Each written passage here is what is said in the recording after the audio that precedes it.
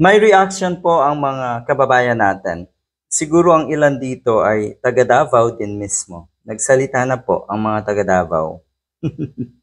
Meron daw kasing, or nag-offer agad daw kasi itong si Sara Duterte ng reward doon po sa makakapagbigay ng information tungkol ito doon sa barangay captain shooting na namatay, binaril habang siya po ay naka-live.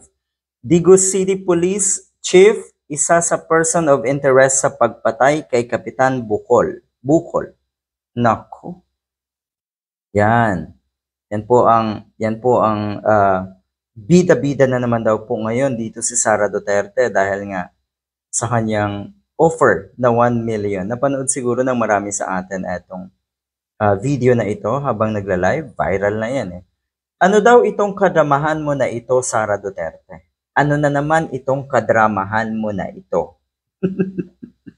Sumasabay ka na naman daw sa issue na pwedeng pag-usapan para ba yan sa bayan o para sa pinaplano mo?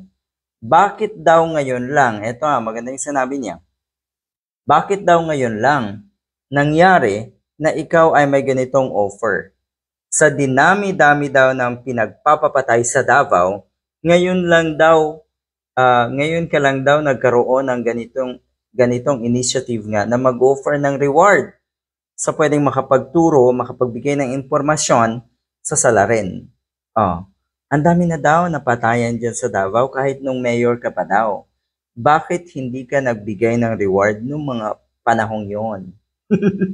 May ibig sabihin ang komento ng isang ito, Bakit din daw noong presidente ang tatay mong karton na ngayon dahil sa dahig, makikita natin, karton na lang. Hindi ka nag-offer ng reward sa dami ng pinapatay, hindi kaya kasabwat ka rin Inday Sablay or Inday Lustay, kaya noon daw ay hindi ka nag-offer ng reward, kasabwat ka daw. Yan ang sinasabi ng mga netizens Basta reward sa kriminal may offer agad. Pero daw pag sa mga nasalanta ng bagyo, wala naman. Ganito talaga katindi sa Davao, kaguluhan dito, kaguluhan doon, patayan dito, patayan doon. At kahit ngayon, nangyayari pa rin yan.